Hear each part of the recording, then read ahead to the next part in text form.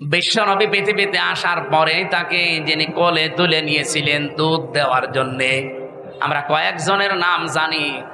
তার ভেতরে অন্যতম নাম হচ্ছে হযরতে হালিমাতুস সাদিয়া। এর আগেও দুধ খাওয়িয়েছে সুয়াইবিয়া নামক একজন, কিন্তু এই যে হালিমাতুস সাদিয়া, ওনাকে বুকে তুলে নিয়েই দুধ দিয়েছিলেন প্রথমে।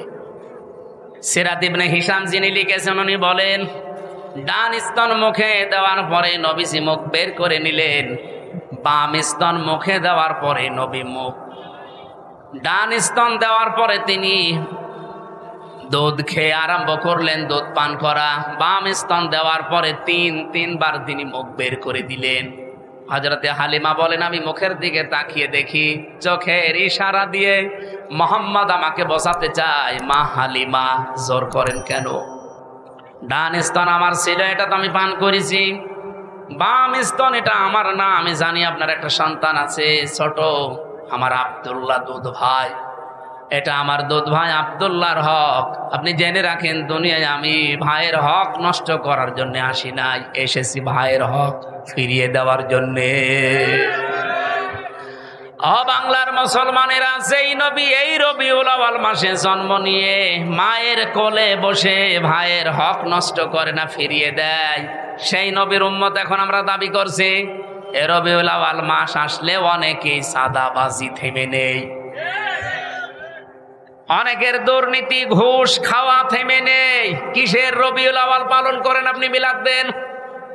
বহু মানুষকে আমি কুষ্টিয়ার কথা বলছি, আমি নাম নিলাম না, কুষ্টিয়াতে শুনেছি চাঁদার টাকা আদায় করে এনে মিলাদ দেয়। হ্যাঁ, আমি নাম নিলেও নিতে পারতাম। কুষ্টিয়া ওই যে চাউলের কাজ কারবার বেশি হয়, কুষ্টিয়া থেকে পোড়াদা পর্যন্ত যে বিশাল মার্কেট, বাংলাদেশের দ্বিতীয় মার্কেট বলা হয় এটা। এখানে অনেকেই দেখি, শুনছি, দেখছি তারা চাঁদাবাজি করে আমাদের মতো হুজুরকে দিয়ে মিলাদ পড়াচ্ছে। এই রবিউল আউয়ালে পড়াবে টাকা কিসের? চাঁদা। কি দিচ্ছে? মিলাদে আপনি কি বলবেন? মিলাদ মানে বিলাদ মানে জন্ম বৃত্তান্ত। নবীর জন্ম বৃত্তান্ত থেকে তো প্রথমে এই শিক্ষা আপনাকে নেওয়া লাগবে যে নবীজি ভাইয়ের হক ফিরিয়ে দিতেন, আর আপনি ভাইয়ের হক আরো নষ্ট করছেন, মেরে খাচ্ছেন, আবার মিলাদ দিচ্ছেন তার নামে। আশা করছে আপনি থামবেন, এটা আপনার কানেও যাবে। ডাইরেক্ট না গেলেও ইনডাইরেক্ট আপনার কানে যাবে, আপনি থামবেন। 2 নম্বরের বিষয় পেয়েছি সিরাত। বিশ্বনবী মুহাম্মদুর রাসূলুল্লাহর জীবন চরিত্র, তার আদর্শ, এটাকে সিরাত বলা হয়। আমার প্রশ্ন, দুনিয়াতে বহু মানুষ শুধু নবীজির মিলাদ মেনেছে, বিশ্বাস করেছে, মহব্বত করেছে মিলাদকে, কিন্তু তারা জাহান্নামে গেছে শুধু সিরাত না মানার কারণে। কিন্তু বহু মানুষের জীবনী আমি পড়ে দেখেছি, তারা মাত্র শুধু মিলাদ না, মিলাদও মেনেছে, সিরাতও মেনেছে। এই মানুষগুলো দুনিয়া থেকে জান্নাতি। যেমন হযরতে আমির হামজা, হযরতে আব্বাস রাদিয়াল্লাহু তাআলা আনহুমা, 2 জনের কথা আপনি পড়া জীবনী পড়ে দেখবেন। তাদের পড়া জীবনে আমি পড়ে পেয়েছি, তারা মিলাদও বিশ্বাস করেছে, নবীর জন্ম, তারা সিরাতও মেনেছে। কি আমি বেশি বললাম? তারা মিলাদও মেনেছে, সিরাতও মেনেছে, 2 জনের জান্নাতি। আপনি সিস্টেম অপর পৃষ্ঠায় দেখুন, আরো 2 জন চাচা আছে, নবীর আপন চাচা, আবু লাহাব আর আবু তালেব। এই 2 জন চাচা নবীর মিলাদ নিয়ে, জন্ম নিয়ে খুশি ছিল, কিন্তু নবীর আদর্শ পেয়ে তারা খুশি হয়নি। এই জন্য 2 জনই জাহান্নামী। আমার মনে হয় যারা জ্ঞানী মানুষ বুঝে ফেলেছে। সুতরাং এই রবিউল আউয়াল আসলে শুধু মিলাদ নিয়েই খুশি থাকবেন, আপনি আর কি খুশি? আবু লাহাব নিজের বাড়ির কাছের মেয়ে লোক কিনা দাসীকে এই 2 আঙ্গুল দিয়ে আজাদ করে দিয়েছিল, এত খুশি হয়েছিল এই লোকটা। আপনি আর কয় টাকা খরচ করবেন না, 2 মণ মিষ্টি কিনবেন, আর ও নিজের কাজের মেয়েকে আজাদ করে দিয়েছে। এত খুশি হয়েছিল নবীর জন্মে, নবীর মিলাদে, নবীর জন্ম গ্রহণ করায়, কিন্তু নবীর আদর্শ মানে নাই, এই জন্য জাহান্নামী। এই জন্য কি? আর 2 জন চাচার কথা বললাম না, নিজে আমি আমির হামজার কবরের পাশে দাঁড়িয়েছিলাম, মনে হচ্ছে এখনো বসে আছে জিন্দা, কারণ শহীদরা মরে না। বলেন শহীদরা। এই হিসাবে বিশ্বাস করি বাংলাদেশ জামাত ইসলামীর যে 11 জন কেন্দ্রীয় নেতাকে ফাঁসি দিয়েছে, জেলখানায় হত্যা করেছে, প্রত্যেকটা শহীদ, কেউ মারা যায়নি, সবাই আল্লাহর জান্নাতের খাবার খাচ্ছে। কারণ তাদেরকে কেউ যদি বলে মরিয়ে গেছে, তার কবিরা গুনাহ হবে। ওয়ালা তাহসাবান্নাল্লাযীনা কুতিলু ফি সাবিলিল্লাহি আমওয়াতা, তোমরা কেউ ধারণাও করবা না, মুখে তো বলবাই না। ওয়ালা তাকুলু লিমা ইউক্তালু, মুখে তো বলা যাবে না, ধারণাও করা যাবে না। এটা সূরা বাকারায়, সূরা আলে ইমরানে 2 জায়গায় আছে। মুখে বলা যাবে না, ধারণাও করা যাবে না যে শহীদ হয়েছে যারা মরে গেছে। আল্লামা শহীদ দেলাওয়ার হোসাইন সাইদি রহমতুল্লাহ আলাইহি, উনি কি মরে গেছে না শহীদ হয়েছে? বলেন বলেন। আল্লামা সাইদি তুমি মরনি, শহীদ হয়েছ তুমি এটাই জানি। বলেন বলেন। আল্লামা সাইদি তুমি মরনি, শহীদ হয়েছ তুমি এটাই জানি। কাবা শরীফের পাশে যে এই গজলটা যে বানিয়েছিল তাশরিফ, এই ছেলেটা ছিল আমার সাথে। আমার ছোট মেয়েকে কোলে নিয়ে ওই কাবার পাশে বসে বসে বলছিল। আমার মনে হচ্ছে যে কাবা শরীফে যে সাইদি সাহেব একবার ঢুকেছিল না, মনে হচ্ছে উনি ঢুকতেছে। কারণ শহীদ যারা হয় আমরা সবাই বিশ্বাস করি এরা মরে। আরো জোরে বলেন। এখন প্রশ্ন আসতে পারে, তাহলে শহীদ তো অনেকেই মরেছে, অনেকেই মেরে ফেলা হয়েছে, তাদেরকে অনেকে শহীদ বলতে চায় না। জিয়াউর রহমানকেও মেরে ফেলা হয়েছে, মুজিবুর রহমানকেও মেরে ফেলা হয়েছে, 2 জনকে মেরে ফেলা হয়নি। তবে আজ পর্যন্ত আপনি শুনেছেন কোনদিন যে শহীদ শেখ মুজিবুর রহমান? কেউ বলে শহীদ জিয়াউর রহমান বলে। আমি আশা করব শহীদ জিয়ার যে আদর্শ ছিল, উনি যে মনোভাব নিয়ে রাজনীতি করতেন, বাংলাদেশে যারা বিএনপিতে আছেন তার মনোভাবে ফিরে আসেন। তিনি সারা জীবন ছিলেন ভারতের বিরুদ্ধে। আপনি তার জীবন পড়ে দেখেন, সারা জীবন তিনি ভারতের আগ্রাসনের বিরুদ্ধে ছিলেন। আর আপনি কি দল করেন যে দাদাদের কথা ছাড়া নড়তে পারেন? তার মানে আপনি ওনার আদর্শের ওপরে আর নেই। ওনার রাজনৈতিক জীবন একটু ভালোভাবে পড়ার আহ্বান জানাচ্ছি। আমরা যাকে মেনে চলছি, যার দেখানো পথে চলছি, শহীদ আল্লামা দেলাওয়ার হোসাইন সাইদি সারা জীবন ভারতের আগ্রাসনের বিরুদ্ধে কথা বলেছে। বাংলাদেশ জামাত ইসলামীতে যারা আছে তাদের একই মনোভাব। আপনি দেখেন, কারো মাতব্বরি আমরা পছন্দ করি না। আপনি বন্ধুত্বের হাত বাড়িয়ে দেন, প্রতিবেশী হিসাবে আমরা মেনে নেব। মাতব্বরি করবেন ওটা আমরা মানি না। কথা বলেন না কেন? মাতব্বরি মেনে নেওয়া যদি মানুষের স্বভাব হতো তাহলে সিঙ্গাপুর মেনে নিত। সিঙ্গাপুরের পাশে মালয়েশিয়া, 5 ডবল না, আমার মনে হয় সিঙ্গাপুরের চাইতে মালয়েশিয়া কমপক্ষে 50 ডবল বড় হবে। কারণ বাংলাদেশের এই নাটোর যত বড়, সিঙ্গাপুর এত বড় না। নাটোরে এই মাথা থেকে ও মাথা কত, 60-70 কিলো হবে না? 60-70 কিলোর বেশি হবে এ মাথা ও মাথা। অথচ সিঙ্গাপুর মাত্র 42 কিলো। তাহলে সেই হিসাবে বাংলাদেশের 64টা জেলা, নাটোর তো খুব বড় জেলা না, কুষ্টিয়া চাইতেও ছোট। সেই হিসাবে আমি বলছি যে সিঙ্গাপুরের চাইতে মালয়েশিয়া 50 ডবল বললে ভুল হবে, আরো বড়। কারণ মালয়েশিয়া বাংলাদেশের কমপক্ষে 7 ডবল, এর চাইতে 7 ডবল বড় বাংলাদেশের চাইতে। অথচ তার পাশে সিঙ্গাপুর ঠিক বন্ধুত্বের হাত বাড়িয়ে দিয়েছে। তাদের এরকম তার কাটা দেওয়া নেই। বন্ধুত্বের হাত বাড়াবেন আপনি, প্রতিবেশী তার কাটা দিয়ে রাখবেন কোন কারণে? বিশ্বের কতগুলো উন্নত দেশ ঘুরে আসলাম, যারা আজ বন্ধুত্বের হাত বাড়িয়েছে, প্রতিবেশী কই, তাদের তো তার কাটা নেই। আপনাদের সাথে আমাদের শত্রুতার কারণ এইটাই, আপনারা আন্দাজে নাক গলাতে চান। এটা যতদিন মেয়ে ছিল ততদিন আপনি পেরেছেন, এখন মেয়ে নেই আর পারবেন না। নতুন করে কাউকে জামাই বানাতে চাইলে আগে জামাই বানান, তারপরে। আর আমরা আপনার জামাই হব, কারণ আপনার সাথে আমাদের আত্মীয়তা করা জায়েজ নেই। আপনার হচ্ছে বললাম না, মুসলমানি দেওয়া লাগবে। আজকে বিকাল বেলা দেখবেন ফজলুর রহমান ফজল সাহেব উনি সংবাদ সম্মেলন করে বলছে, আমি জামাতকে কালো দল বলি নাই, মুখ স্লিপ হয়ে বেরিয়ে যেতে পারে, আমি বলি নাই। আমার মনে হয় কেউ পেছন দিয়ে কিছু দিয়েছে। সুতরাং যারা এই ষড়যন্ত্রমূলক কথা বলছেন আপনারা থামবেন। গত পরশুদিন কি হয়েছে রাতের বেলা আপনারা জানেন? গোপন সংবাদ। এদেশে যা আরম্ভ করেছেন আপনাদের 1 বছর 1 মাসের তালিকা কিন্তু বিশ্ব আন্তর্জাতিক মোড়ল যারা অনেকেই পেয়েছে হাতে, তারা আপনাদেরকেও দিতে চাচ্ছে না। আর মিথ্যা তহমত আমাদের উপরে যা লাগিয়েছেন, এই কয়েকদিন ধরে যেটা চলছে, বিশেষ করে চরমপন্থার সাথে মৌলবাদ নাম দিয়ে এদেশের মুসলমানদেরকে অনেকেই এখনো পর্যন্ত কালার করার চেষ্টায় আছে এই বিশ্বের মোড়লদের কাছে। আমি খোলাখুলি বলছি, এ কথাটা ওনার না, যে বলেছে তার নাম নিলাম না, এ কথা দাদাদের। দাদারা শিখিয়েছে এতদিন খনি হাসিনাকে, ওই কথা এখন শেখাচ্ছে অনেককে। ওনার মতো যদি আবার ফাঁদে পা দেন, উনি তো অন্তত শ্বশুর বাড়ি পেয়েছে, আপনার তো শ্বশুর বাড়ি এই দেশে, আপনি কি করবেন তখন? এই জন্য কারো কালো ফাঁদে পা দেওয়া যাবে না, চিন্তা ভাবনা করি। শেষে আপনারাও পাবেন না, ইসলামের হাতেও দিলেন না। শেষ পর্যন্ত এটা দেখবেন সাদা চামড়া যারা, তারা অন্য একটা ব্যবস্থা করে ফেলবে। এখন তো অন্তত দাড়ি রাখতে সুযোগ পাচ্ছে, নামাজ পড়তে যেতে পারেন মসজিদে। আমরা বাদ দিয়ে যদি অন্য কেউ শকুনের মতো এসে এই জায়গাটা দখল করে আবার একবার নিতে পারে না, তখন মসজিদেও যেতে পারবেন না, কপাল থাপড়িয়ে মরবেন। আশা করছি রেকর্ড হচ্ছে বলে সারা দেশে যাবে, আমি সতর্ক করলাম, এটা আমি গোপনে জানি।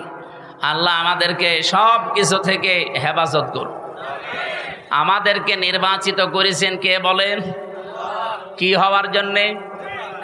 উম্মত, নবীজির উম্মত। যেহেতু আর 1-1.5 ঘন্টা 2 ঘন্টা পরে আরম্ভ হবে তার জন্মের মাস রবিউল আওয়াল, আমি এই সংক্রান্ত বিষয়গুলো সামনে এনে আজকে কথা বলতে চাই ঘন্টাখানিক। থাকবেন তো ইনশাল্লাহ? এখানে একেবারে নিস্তব্ধ হয়ে যাবেন, ভালো করে শুনবেন। যে আল্লাহ আমাদেরকে অন্তত এই গুরুত্বপূর্ণ একটা মাসে, সফর মাস শেষের দিকে রবিউল আওয়াল আসতেছে, তিনি আমাদেরকে কোরআন কেন্দ্রিক জীবন গঠন করার জন্য, রসুলের সুন্নাহ কেন্দ্রিক জীবন গঠন করার জন্য আজকের এই আয়োজনে হাজির হবার তৌফিক দিয়েছে। এখানে দল মত নির্বিশেষে সবাই আছি আমরা। আমাদের পরিচয় এখন একটাই, আল্লাহর বান্দা, রসুলুল্লাহর উম্মত। আর অন্য কোনো পরিচয় আছে? ওগুলো সব বাদ দেন। যে আল্লাহ আমাদেরকে সত্যিই বাড়ি থেকে পর্যন্ত নিয়ে এসে বসিয়ে রেখেছেন। আমি আসার সময় আমার পা দেবে যাচ্ছিল, তার মানে জায়গাটা এখনো ভেজা, কাদা, নিচ দিয়ে এখনো পর্যন্ত ঠান্ডা উঠতেছে। বৃষ্টি কখন নেমে যায় এখন তার গ্যারান্টি নেই। এই জন্য আমরা খুব তাড়াতাড়ি করব। খুশি হয়ে বলেন আলহামদুলিল্লাহ। দরুদ আর সালাম পাঠ করার মাধ্যমে আজকে আমরা আরম্ভ করছি রবিউল আওয়াল। রবিউল শব্দের শাব্দিক অর্থ হচ্ছে বসন্ত। আওয়াল মানে প্রথম, প্রথম বসন্ত। বসন্ত কি খারাপ? এটা আসলে সব সজীবতা ফিরে পায়। এ পৃথিবী ঠিক ওই রকম অকেজ হয়ে গিয়েছিল। রব্বুল আলামিন বলেন, লাকাদ মান্নাল্লাহু আলাল মুমিনিনা ইয বাআসা ফীহিম রাসূলাম মিন আনফুসিহিম ইয়াতলু আলাইহিম আয়াতিহি ওয়া ইউযাক্কিহিম ওয়া ইউআল্লিমুহুমুল কিতাবা ওয়াল হিকমা ইলা আখির আয়াত। সূরা আলে ইমরান থেকে বলছি, 164 নম্বর আয়াতে আছে, আল্লাহ পাক বলেন, লাকাদ মান্নাল্লাহ, অবশ্যই আমি আল্লাহ মানন করেছি, অনুগ্রহ করেছি, আলাল মুমিনিনা, পৃথিবীর মুমিনদের উপরে। আমরা যারা ঈমান এনে মুমিনের দাবি করছি, আমাদের উপরে সব চাইতে বড় মানান, অনুগ্রহ, দয়া আল্লাহর কি? ইয বাআসা ফীহিম রাসূলা, আমি একজন রাসূল পাঠিয়েছি তোমাদের মাঝে। এটা সবচাইতে বড় মানন আল্লাহর। তাফসীর আমি পড়তে গিয়ে আয়াতের থেকে দেখেছি, এই পৃথিবীতে যত দয়া, যত রহমত, যত মানান, অনুগ্রহ আল্লাহ দিয়েছেন, সবচাইতে বড় দয়া আল্লাহর কাছ থেকে এসেছে 3টা। 1 নম্বরে কোরআনে কারীম, 2 নম্বরে মুহাম্মাদুর রাসূলুল্লাহ, 3 নম্বরে আমরা মার বাবা পেয়েছি। এটা আল্লাহর রহমত। যাদের বেঁচে আছে রহমত বেঁচে আছে, যাদের মারা গেছে তার রহমত আর দুনিয়ায় নেই। তাহলে 2 নম্বরের ব্যাখ্যা বলছিলাম, বিশ্বনবীকে আমাদের মাঝে আল্লাহ পাঠিয়েছেন রহমত, মানান, অনুগ্রহ, দয়া হিসাবে। কি করতেন তিনি? ইয়াতলু আলাইহিম আয়াতিহি, তিনি আল্লাহর আয়াত তেলাওয়াত করে আমাদেরকে শোনাতেন। আজ ওপেন বলছি, আজ যত রকমের কথা বিভিন্ন রাজনৈতিক দল, বিশেষ করে বাংলাদেশে যারা দিন কায়েম করতে চান, তাদের ওপরে আপনারা ছড়িয়ে দেন, তাদের ওপরে আপনারা বসিয়ে দেন, তাদের ওপরে আপনারা চাপিয়ে দেন। তাদেরকে বলছি, যে মানুষগুলো বাংলাদেশে বলেন আমরা নবীওয়ালা কাজ করি, এই বাংলাদেশ সহ বিশ্বে নবীওয়ালারা এই 4টা কর্মসূচি হাতে নিয়েছে। 1 নম্বরে ইয়াতলু আলাইহিম আয়াতিহি, যারা আল্লাহর আয়াত তেলাওয়াত করে মানুষকে শোনায়। আরে ভাই, আমি তো নিজে সাক্ষী দিচ্ছি, এতদিন তো ওইভাবে অ্যাক্টিভ ছিলাম না। জেল থেকে বের হয়ে অ্যাক্টিভ হয়ে দেখলাম বাংলাদেশ জামাত ইসলামী এবং ইসলামী ছাত্র শিবির আর ইসলামী ছাত্রী সংস্থা, এই 3টার ভেতরে আমি শুধু পেয়েছি তারা কোরআন তেলাওয়াত করে আগে মানুষকে শোনাবে। এটা প্রথম কর্মসূচি। এটা শোনাতে হলে নিজের যোগ্যতা লাগবে। এই জন্য তাদের 15টা পয়েন্ট প্রতিদিন লেখা লাগে। তার প্রথম পয়েন্টে আপনি কোরআন শরীফ কয় আয়াত পড়েন, বুঝে পড়েন না আন্দাজে পড়েন, ওইটাও আবার লেখা লাগবে। হাদিস আপনি কয়টা পড়েন, বুঝে পড়েন না ব্যাখ্যা সহ পড়েন না আন্দাজে পড়েন, ওইটাও লেখা লাগবে। আরো তো 13টা বাদ দিলাম। আপনি এই 2টাই ধরেন। নবীওয়ালা কাজ করতে হলে অবশ্যই আপনাকে কোরআন জানা লাগবে। এক কথা বলেন না কেন? বাংলাদেশ জামাত ইসলামীতে যোগ দিতে হলে আপনাকে যদি আস্তে আস্তে উপরে উঠতে হয়, মাস্ট বি কোরআন জানা লাগবে। জামাতের কোন রকম হয়েছে কোরআন পড়তে পারে না, আপনি বাংলাদেশ পুরাটা যদি দেখাতে পারেন, আমি ওয়াজ বাদ দিয়ে দেব। আমি নিজে তো সারা দেশে গেছি, আমার নিজের জেলা থেকেও বলছি। আমার মতো আমির হামজা, আমি হাফেজ, কোরআনের উপর আমার অনার্স মাস্টার্স করা। আমার রকম হতে গিয়ে যিনি দায়িত্বে এসেছিলেন ঢাকা থেকে 120টা প্রশ্ন করেছে। আমার মতো মানুষ 120টা প্রশ্ন, কোরআন কেন্দ্রিক প্রায় 20টা, পরিবার নিয়ে 20টা। এতদিন পর্দার ওয়াজ করেছি, কিন্তু খাস পর্দা কি এটা আমি নিজেও ওভাবে মানতাম না। অক্টোবরের 13 তারিখে রোকন হওয়ার পর থেকে আমি বাস্তবে দেখেছি যে পর্দা কি জিনিস আর কেন করা লাগে। জামাত ইসলামের কথা আমি এই জন্য বলছি, বাংলাদেশে 73টা সংগঠন আছে, দল আছে। কোন দলে আপনি কাজ করলে জামাত কর্মী মানে সমাজকর্মী, অন্য দলের কোন কর্মী মানে সমাজকর্মী আমি পাইনি।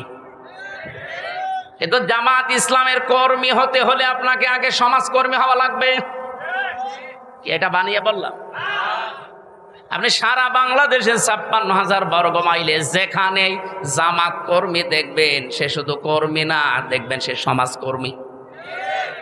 তার যতটুকু ইনকাম আছে ওই টাকা দিয়ে হলেও, দলীয় ভাবে হলেও, এলাকার মানুষকে নিয়ে হলেও সে সামাজিক কোনো কর্মকাণ্ডের সাথে দেখবেন লেগে আছে।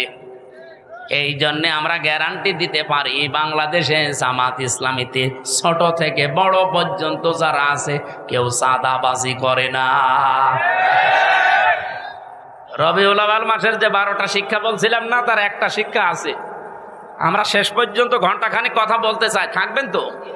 গুরুত্বপূর্ণ কিছু তথ্য নিয়ে আসবো ইনশাআল্লাহ। আমার ভাইরা,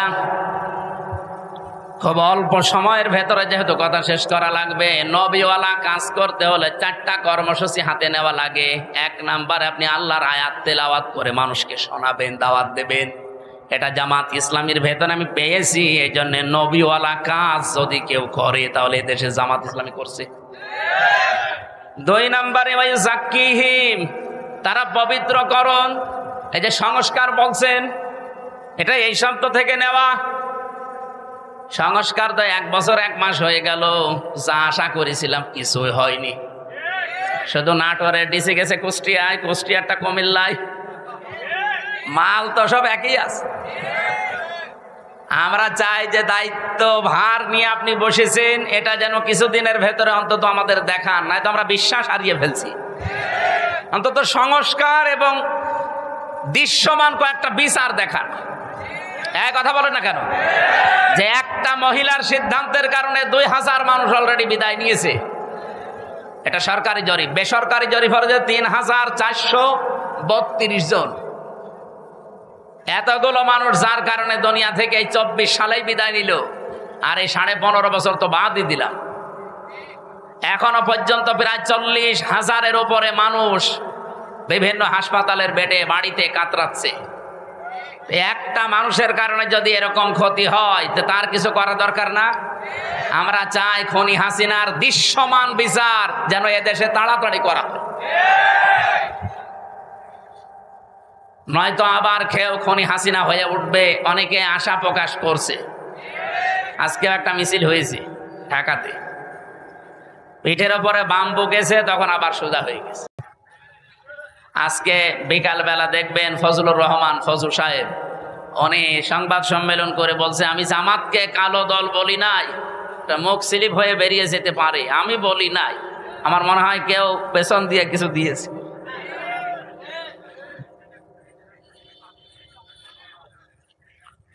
আমার ভাইরা, আমি শুধু ইঙ্গিত দিয়ে গেলাম। কোরআনে কারিমে এরকম 4টা জায়গায় 4টা আয়াত একই রকম শুধু শব্দ হেরফের করা আছে। সূরা বাকারা 129 নম্বর আয়াত, সূরা বাকারা 152 নম্বর, 151 নম্বর আয়াত, সূরা আলে ইমরান 164 নম্বর আয়াত, আর সূরা জুমা 2 নম্বর আয়াত। এই 4টা জায়গায় একই কথা আছে যে নবীওয়ালা কাজ করতে হলে এইগুলো করা লাগে। যারা এ দেশে করছে আপনি নির্দ্বিধায় বিশ্বাস করতে পারেন কোরআনের সাথে তাদের মিল আছে, তারাই মাত্র নবীওয়ালা কাজ করছে। আল্লিমুহুমুল কিতাব, 3 নম্বরে তারা কিতাবের শিক্ষা ব্যবস্থা চায়। এই বাংলাদেশে যতগুলো আন্দোলন হচ্ছে আল্লাহর কোরআনকে শিক্ষা ব্যবস্থায় নিয়ে যাওয়ার জন্য আপনি তাকান। এই যে 15 বছরের ভেতরে একটা বিষয় দেখবেন, আগে 5 এবং 8-এ বৃত্তি পরীক্ষা হতো, 100 মার্কের কোরআন হাদিস থাকতো, সেটা এই 15 বছরে পুরাটা তুলে দিয়েছে, একটাও নেই। আমরা দাবি জানিয়েছি, আমরা আহ্বান জানাচ্ছি, যেহেতু আপনি 2 জন নবীর নাম নিয়ে বসে আছেন, ডক্টর মোহাম্মদ ইউনুস, কয়জন নবীর নাম? মোহাম্মদ ইউনুস, 2 নবীর নাম নিয়ে আছেন। অন্তত এই কাজটা করে যান যাওয়ার আগে, যে আমরা 1 থেকে মাস্টার্স পর্যন্ত দেশে এই কোরআনের 100 মার্কের কম্পালসারি সাবজেক্ট চাই। এই চান না এটা? সেদিন বাংলাদেশ জাতীয়তাবাদী দলের একজন সর্বোচ্চ পর্যায়ের নেতা, ওনার কাছ থেকে আহ্বান পেয়েই তিনি এসেছিলেন। বাংলাদেশের পথিতযশা যারা আলেমে দিন আছে বড় বড়, ডক্টর কাজী ইব্রাহিম, মুফতি ইব্রাহিম, এরপরে শায়েখ আহমদুল্লাহ, এরপরে শায়েখ হারুন ইসহার, আমি নিজেও ছিলাম, এরকম আরও যারা আছে, মাওলানা মামুনুল হক, শাকাওয়াত হোসেন রাজি আমিনী সাহেবের যে জামা, এরকম বাংলাদেশে যতগুলো আলেম আছে সব এক জায়গায় হয়েছিল। তারা সবাই চাচ্ছে, এবং জাতীয়তাবাদী দলের গুরুত্বপূর্ণ কয়েকজন ছিল, আমি নাম নিলাম না। এই মানুষগুলো এসে সবাই তাদের মনের ভেতরে এই আশঙ্কা যে যেভাবে চলছে এইভাবে চলতে থাকলে আমাদের ছেলে মেয়েরাও শেষ বয়সে আমাদেরকে বৃদ্ধাশ্রমে রেখে আসবে। কারণ তারা আমার সাথে 3 বছর জেলে ছিল, আমি নিজে দেখেছি, পরিবর্তন হয়েছে তারা অনেকে। তারা এখন চাচ্ছে যে কোরআনে কারিম যেন অন্তত 100 মার্কের কম্পালসারি প্রত্যেকটা জায়গায় হোক। আমরা কোরআন কেন্দ্রিক হতে চাই।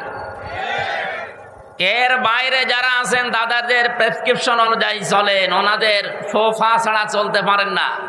আপনার কপালে কিন্তু আমার মনে হয় ফজুর মতো গালিগালাজ খাওয়া লাগবে। দেখেন আজকে কি গাল দিয়েছে, ফজু বেরিয়ে আয়। একটা কথা হলো, আলেমদের বিরুদ্ধে কথা বলার ফল এটা। এই জন্য সাবধান থাকবেন, আপনিও যেন এরকম রাস্তায় নেমে আবার গাল না খান। আমরা চাচ্ছি নবীওয়ালা কাজের এই 3 নাম্বার কর্মসূচি হাতে নিতে। আমি গ্যারান্টি দিতে পারি, বাংলাদেশ জামাতে ইসলামীকে যদি আল্লাহ ওই জায়গায় পৌঁছিয়ে দেয়, আল্লাহর কসম সংসদ থেকেই পাশ হবে এটা ইনশাআল্লাহ। কোরআনে কারিমে দেশে 92% মুসলমান আমরা, অন্য ধর্মের যারা আছে তাদের ধর্মগ্রন্থ তারা পড়বে, কোনো অসুবিধা নেই। কিন্তু 92% আমরা মুসলমান। আমরা চাই এদেশে 1 থেকে শুরু করে মাস্টার্স পর্যন্ত একটা ছেলে যখন বের হয়ে আসবে অন্তত যেন আলেম হয়ে বের হয়ে আসে। আজকে আমার কুষ্টিয়ার ডিসি পাল্টিয়ে গেছে, উনি খুলনায় গেছে, পটুয়াখালীর একজন যিনি উনি আজকে এসে জয়েন করেছে। সাক্ষাৎ করেছিলাম আগেরটার সাথে, উনি অনেকদিন ওএসটি হয়েছিল, শেষ পর্যায়ে এসে কুষ্টিয়াতে দায়িত্ব পেয়ে চলে গেছে আজকে। আমি যতটুকু কথা বলে তার সাথে বুঝেছি, ভেতরে তার কোরআনে কারিমের যতটুকু আলো আল্লাহ দিয়েছে, এই জন্যে কুষ্টিয়াকে অন্তত সাদাবাজ মুক্ত করার জন্য তিনি চেষ্টা চালাচ্ছিলেন। কিন্তু কিছু মানুষের কারণে আল্লাহরে বান্দা আর পেরে দেয়নি, এখন খুলনাতে চলে গেছে। আল্লাহ যেন সফলতার সাথে, সততার সাথে এবং এখলাসের সাথে দায়িত্ব পালন করার তৌফিক দিন। আজকে কুষ্টিয়ার সবচাইতে বড় অফিস, আমি ওখানে গিয়েছিলাম দুপুরবেলা, অনেক সময় ছিলাম। উনি আমারে বলছিলেন, আমি প্রায় 16-17 বছর ওএসডি হয়েছিলাম। আল্লাহ যখন আমাকে দায়িত্বে এনেছেন আর আমি যতদিন কুষ্টিয়ায় আছি, উনি গ্যারান্টি অন্তত আমাদের 8-9 জনের সামনে দিলেন যে যারা সততার দিক থেকে, চরিত্রের দিক থেকে 1 বছরে এগিয়ে আছে, আমি তাদের মাধ্যমে কুষ্টিয়াতে কাজ করতে চাই। তিনি নাম নেয়নি, কিন্তু আমি জেনেছি তারা হচ্ছে বাংলাদেশ জামাত ইসলাম। 1 বছর 1 মাসের ভেতরে তাদের কোন চরিত্রে খুঁত পেয়েছেন আপনি? বিড়ি খায় এমন একজন কর্মী পেয়েছেন? বাকিগুলো তো বাদই দিলাম। আর বাকি অন্যান্য যারা আছেন, এই 73টা দলের অধিকাংশ দল, আমি সবাই বলি নাই, অধিকাংশ আপনি মিলিয়ে দেখবেন তারা যাদের আদর্শ নিয়ে রাজনীতি করে, ও আদর্শই না। তা আমাদেরকেও যারা মওদুদির অনুসারী, মওদুদির উম্মত পর্যন্ত বলে ডাকেন, আপনি মানুষ।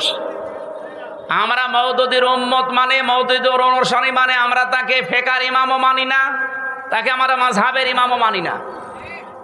তার হাজার হাজার দিক নির্দেশনা আছে, শুধু একটা বিষয় আমরা গ্রহণ করেছি, এই গণতান্ত্রিক পদ্ধতিতে ইসলামকে তার জায়গা মতো নিয়ে ইসলামের কাজগুলো করার এই একটা পদ্ধতি নিয়েছি।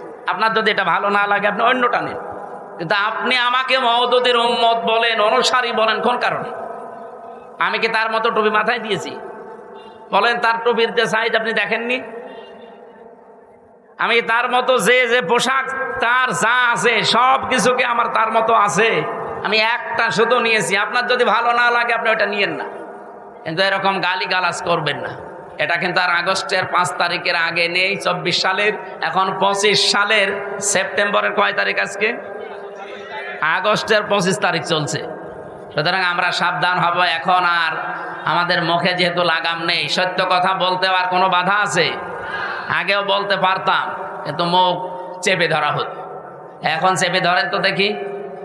আর আসবেন না আমি জানি, কারণ আসবেন কি করে, আপনি তো পালিয়েছেন। আমার ভাইরা, নবীওয়ালা কাজের যে দোহাই দিয়ে আমরা অনেকে মানুষকে ধোকা দিচ্ছি, আজকে আমি বলতাম না এটা। শুধুমাত্র তেলাওয়াতকৃত আয়াতটা, এই সূরা কি আনআম 165টা আয়াত আছে, এটা নাজিল হয়েছে মক্কায়। এখান থেকে একটা বিষয় আমার মাথার ভেতরে ঘুরপাক খাচ্ছে, এই কারণে নিয়ে আসলাম এটা। 4 নাম্বারটাকে বলি, তারপরে আমি বলছি। ওয়াল হিকমা, হিকমতের সাথে কাজ করা লাগবে। আজ যারা কথা মিডিয়ার সামনে এসে আলেম নামে কলঙ্ক, তারা জালেম নাম নিয়ে এগুলো বলেন যে 5 কোটি মানুষ এক জায়গায় হলেই কি ইসলাম কায়েম হয়ে যাবে? 5 কোটি না, এ বাংলাদেশের সব মানুষ এক জায়গায় হলেও ইসলাম কায়েম হবে, কথা আমরা বলি না। ঢাকার মহাসমাবেশে ইসলাম কায়েম হয়ে যাবে কথা কেউ বলেছে বাংলাদেশে? বলেন। আপনি আগ বাড়িয়ে বলতে গেলেন মানে অবশ্যই আপনার পেছনে কেউ কাতুকুতু দিচ্ছে। কেউ না জানুক, আমরা তো জানি।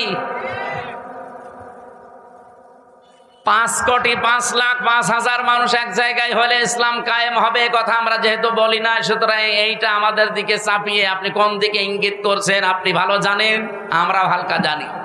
আমরা এটা হেকমাত হিসাবে এই অনুষ্ঠানটা করতে যদিও 3 কোটি 3.5 কোটি টাকা খরচ, কিন্তু এটার দ্বারা ইসলামের, বিশেষ করে এদেশে ইসলামপন্থী মুসলমানদের যা হয়েছে 100 বছরও এটা হয়নি। এক সমাবেশে আন্তর্জাতিক মহল থেকে বিশেষ করে যতগুলো রাষ্ট্রদূত বিশ্বের কাজ করে এই দেশে, সব এখন জামাত অফিসে এসে ধর্ণা দেয়। আপনি দেখেছেন প্রতিদিন বাংলাদেশে বিভিন্ন দেশের রাষ্ট্রদূত, বিভিন্ন দেশের উপপ্রধানমন্ত্রী পর্যন্ত এসে দেখা করে যাচ্ছে। এমনি করে তারা বিদেশি সাংবাদিক আমি যাদের সাথে পরিচিত হয়েছিলাম ওই দিন, তারা পর্যন্ত বলেছে যে একটা দলের ডাকে এত মানুষ এক জায়গায় হয়, এটা পৃথিবীর মনে হয় প্রথম ইতিহাস। ওই সাংবাদিক ফ্রান্সের, উনি ইংরেজিতে বলছিলেন যে একটা দলের ডাকে এত মানুষ ঢাকাতে, এটা মনে হয় পৃথিবীর প্রথম ইতিহাস, এত মানুষ এক জায়গায় হয়নি। গত 2 দিন আগে ভারতের তামিলনাড়ুতে বিজয় থালাপতি নাকি যেন নাম, ওনার নামটা আমি ভালো জানি না, বিজয় থালাপতি এরকমই দেখলাম পত্রিকায়, উনি ডাক দিয়েছে 4 লাখ মানুষ এসেছে। আর বাংলাদেশ জামাত ইসলামের আমির ডাক্তার শফিকুর রহমান ডাক দিয়েছিল 4 লাখ। আমার মনে হয় গণনার বাইরে। তাই আপনি কি মনে করছেন যে এই সমাবেশ যদি বাংলাদেশের আর 73টা দল আছে, যে কোনো দলকে করতে দেন তো 3 কোটি টাকা না, আমি 30 কোটি টাকা তাদেরকে বলবো খরচ করতে, তাও তারা এর অর্ধেক মানুষ নিয়ে আসতে পারবে না। কারণ আমরা যারা এদেশে জামাত ইসলামী থেকে ওই জায়গায় গিয়েছিলাম, এটা ইবাদত মনে করে গিয়েছিলাম, এটা একটা হেকমা। আমরা হেকমার ব্যাখ্যায় অনেকগুলো বিষয় ছিল, আমি সবগুলো নিয়ে আসতে পারছি না। আমি শুধু এই মক্কা এবং মদিনায় নাজিল হওয়ার একটা প্রেক্ষাপট নিয়ে আসতে চেয়েছি। এদিকে তাকান, এ সূরা নাজিল হয়েছে মক্কায়। কোথায়? কোরআন শরীফের ভেতরে মক্কায় নাজিল হওয়া সূরা 92টা, আর মদিনায় নাজিল হওয়া সূরা 22টা। অন্য আরেকটা বর্ণনা আছে 86টা আর 28টা। আমরা প্রথমটায় ধরলাম। তাহলে এই সূরাটা মক্কায় 165টা আয়াত আছে, আমরা মাত্র একটা আয়াত পড়েছি। আমার এই মাথার ভেতরে এই আয়াত নিয়ে যত তথ্য আছে, এই 1 ঘন্টা তো এমনি বললাম, কিয়ামত পর্যন্ত আলোচনা করলে এই আয়াত শেষ হবে না। এত কথা এর ভেতরে আল্লাহ লুকিয়ে রেখেছে। আমরা হালকা টান দিয়ে কিছু বের করতে পারবো ইনশাল্লাহ, ওইগুলো আপনাদেরকে ডেলিভারি দেবো ইনশাআল্লাহ। তাহলে সূরাটা নাজিল হয়েছিল কোথায়? মক্কা। এই জন্য সূরার নাম মাক্কি সূরা। মদিনায় যতগুলো সূরা নাজিল হয়েছে সবগুলোকে বলা হয় মাদানী সূরা। তো শিক্ষা কি? আপনি দেখবেন যতগুলো সূরা মক্কায়, এই 92টা সূরার কোন জায়গায় ইয়া আইয়ুহাল্লাযীনা আমানু পাবেন না।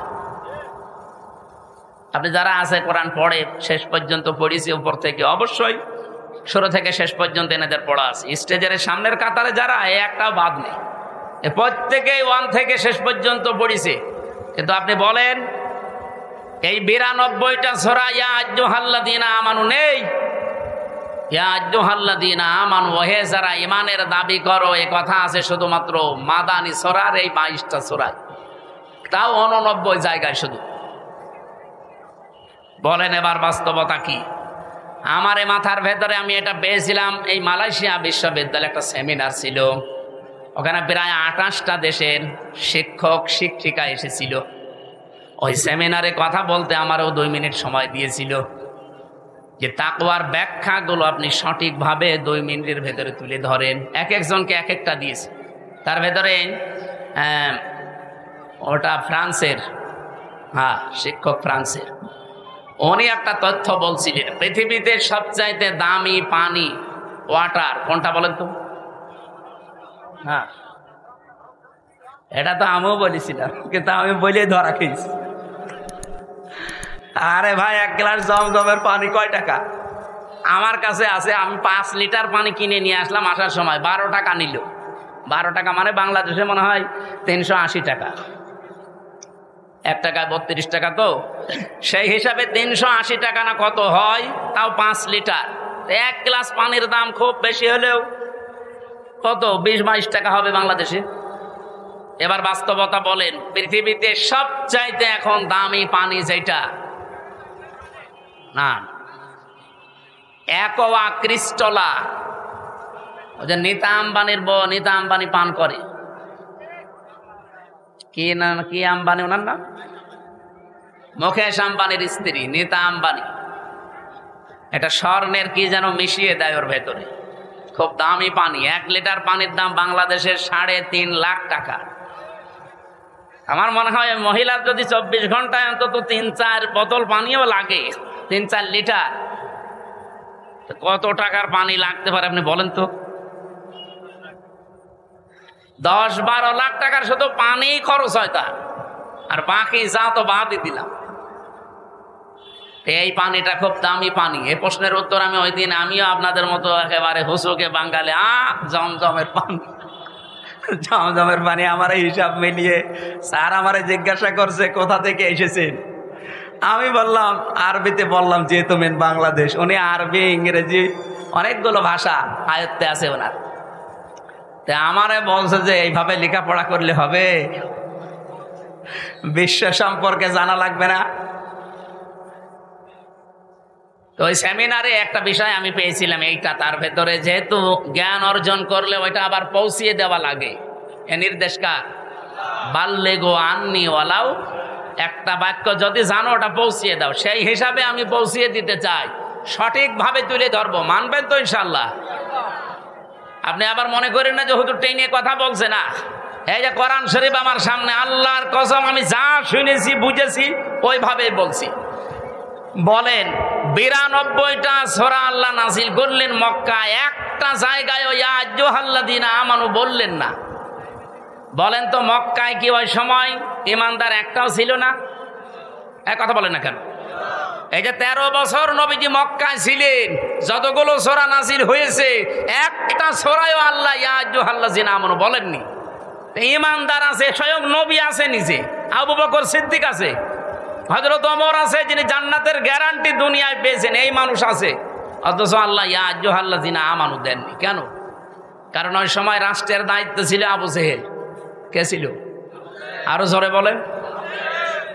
এই মানুষগুলোই মক্কা থেকে মদিনায় হিজরত করে সেখানে মাত্র 10 বছর রাষ্ট্রের নায়ক হচ্ছেন মুহাম্মাদুর।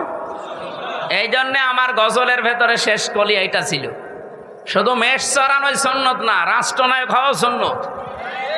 কে কথা বলেন না কেন? সুন্নাত নয় শুধু মেষ চড়াতে যাওয়া, আরো সুন্নাত হলো রাষ্ট্রনায়ক হওয়া। উনি রাষ্ট্রনায়ক ছিলেন না? কয় বছর? 10 বছর। এই 10 বছরে যে 22টা সূরা নাযিল হয়েছিল, আপনি দেখেন এই সূরাগুলো খুঁজে খুঁজে, এখানে আছে ইয়া আইয়ুহাল্লাযীনা আমানু, 89 জায়গায় আছে। স্যার আমাকে ওই যে ডক্টর নোমান আলী খান ছিলেন আমেরিকার, উনি আমারে বলছিলেন উপস্থিত সবাইকে, আমিও তার ভেতরে শ্রোতা, এই জন্য আমি বলছি আমাকেই বলিস। এইভাবে বলছিলেন, দেখেন মক্কায় দায়িত্বে আছে আবু জেহেল, ইসলাম কায়েম নেই রাষ্ট্রীয়ভাবে, এই জন্য এত বড় বড় মানুষ সেখানে ইমানদার থাকার পরও আল্লাহর দৃষ্টিতে আল্লাহ ইয়া আইয়ুহাল্লাযীনা আমানু বলেননি। কিন্তু এই মানুষগুলোই মদিনায় যেয়ে রাষ্ট্র ক্ষমতা রাসূলুল্লাহ হাতে নিলেন, আর এখানে রাষ্ট্রীয়ভাবে কোরআনে কারিমের 500 বিধান চলতো। এ কারণে আল্লাহর দরবারে তারা যারাই ছিল ওই দেশে সব এখন যারা ইমানদার সত্য সত্য, তারা এখন পরিপূর্ণ ইমানদার। আল্লাহর দৃষ্টিতে তারা ইয়া আইয়ুহাল্লাযীনা আমানু এর পর্যায়ে। বাংলাদেশে যতদিন পর্যন্ত ইসলাম রাষ্ট্রীয়ভাবে কায়েম না হয়ে আবু জেহেল, আবু লাহাব, উতবা, সাইবার মতো মানুষেরা দেশে দায়িত্বে থাকবে, আপনি যত বড়ই পাগড়ি মাথায় দেন আর যত বড়ই নবীওয়ালা কাজ করছি বলে নিজেকে প্রচার করেন, আল্লাহর দৃষ্টিতে আপনি 100 ভাগ ইমানদার হতে পারবেন না। 100 ভাগ ইমানদার হওয়া যায় তখন যখন এই বিধান 500 আছে শরীয়তের বিধান। কয়টা? এগুলো রাষ্ট্রীয়ভাবে চলবে। আর রাষ্ট্রীয়ভাবে চললে যে কি শান্তি পাওয়া যায়, আমি তো নিজে বিভিন্ন দেশে যাই, চোখে দেখে আসি। আপনি আফগানিস্তানে যান, মনে হবে একটা মিনি জান্নাতে আছি।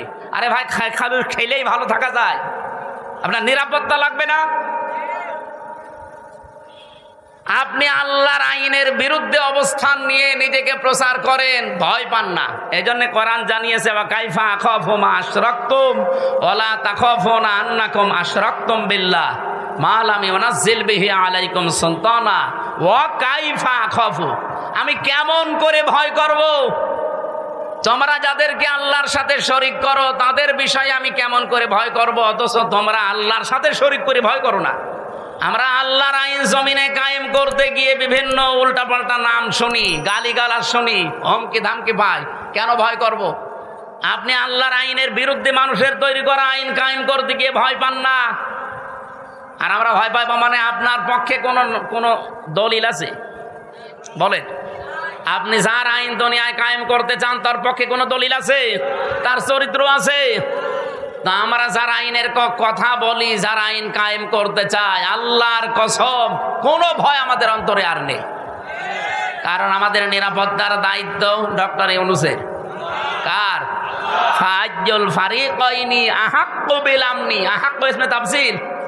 বলো তো, এই যে পৃথিবীতে দুইটা দল, একটা আল্লাহর আইনের পক্ষে, একটা আল্লাহর আইনের বিপক্ষে, এর ভেতরে সবচাইতে নিরাপত্তার হকদার কারা?